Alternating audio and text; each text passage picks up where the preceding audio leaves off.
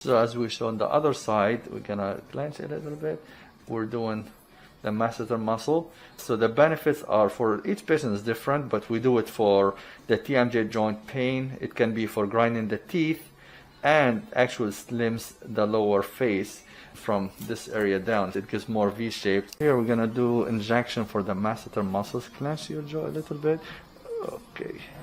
I already, as you see, I marked the anterior border of the muscle so that I don't go any medial to that. And I ask the patient to clench because that will bring the muscle out and I have better chance of hitting the body of the muscle.